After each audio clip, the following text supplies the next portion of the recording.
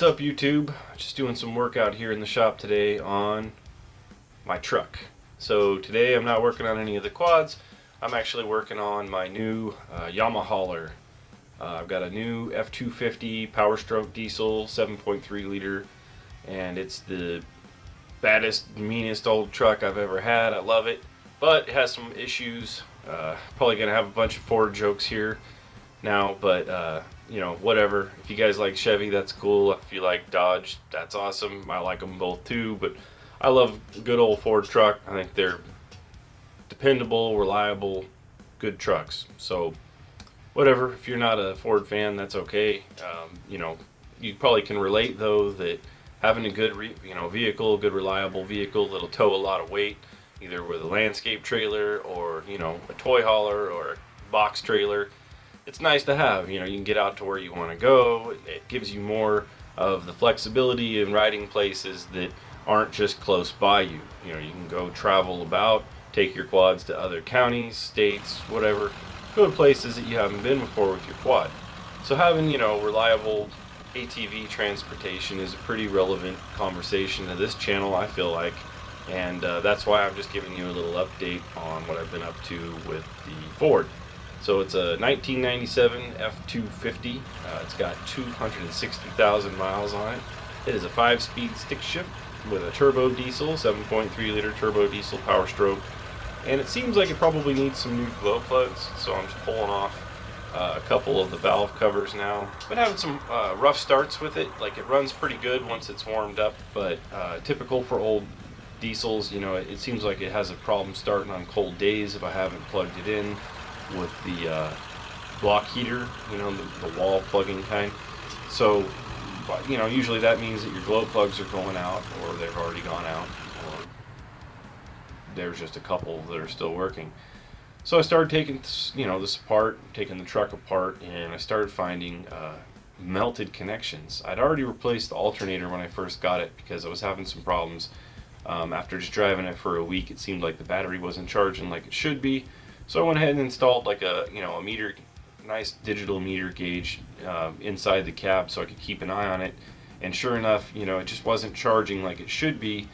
Even once the alternator was kicking on, it still wasn't coming up above, you know, to the 13.5, 14.5 range like it should be. It was just basically hovering right at about 12.8. So I found one of these melted wires on the Ford.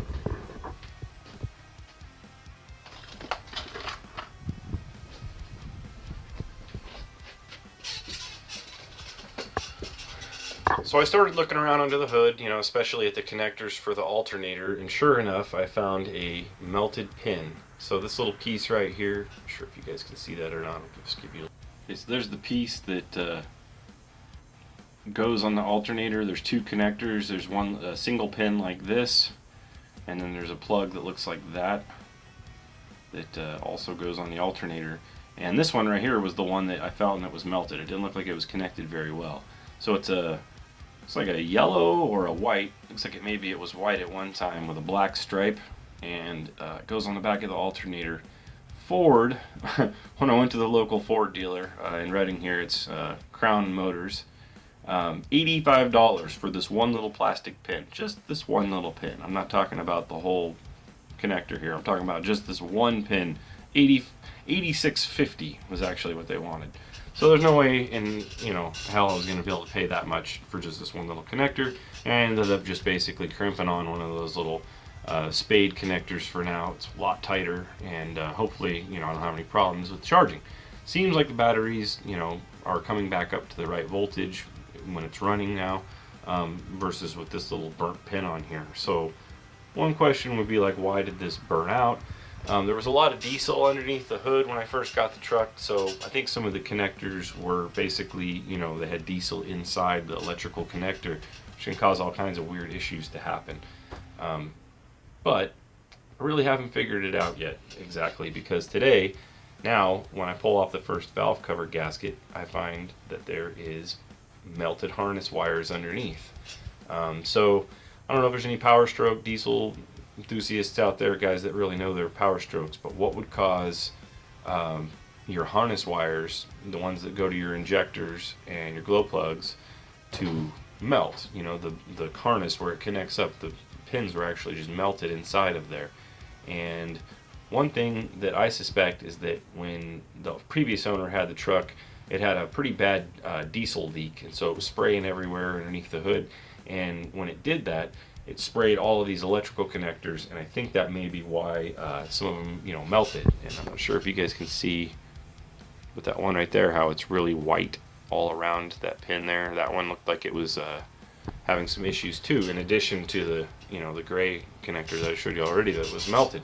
So this truck had some serious power issues going on. It was melting these wires here and there. Maybe it was just from the diesel being all in all the electrical connectors and shorting out in all these different places where it shouldn't be. But I'm going to replace the harness, replace the melted wires, and you know, check all of my connections again, see if I can find any pinched wires or anything like that that might be causing this weird issue where I have these melted wires. So another quick thing is that you might notice the quality of this video is not as great as they've been in the past. I'm switching to a Samsung Walmart special. It's a Samsung Galaxy Express, so Galaxy Express Prime. So my LG G4, the second one, gave up on me. I don't know if I told you guys about it before, but the LG G4 I had before, it had just basically gone into an endless reboot. I got a new phone, but that phone only lasted for probably about another year, and at this point LG is not willing to send me another phone. So now the brand new one that I got after I had the endless reboot cycle, it started doing the same thing as the first one, and it's gone to an endless reboot, and they won't replace it this time. So went down and got myself a Walmart phone because it's basically all I can afford right now, because I'm putting a lot of work and money and time into getting the truck running so that we can haul this. This is our new toy hauler. We've always used, you know, a landscape trailer in the past, so it's going to be really cool to have a actual toy hauler with a, you know, bathroom, a kitchen, and everything all built in. So real excited. Never had one before. You know, what we used in the past was just one of these type of things,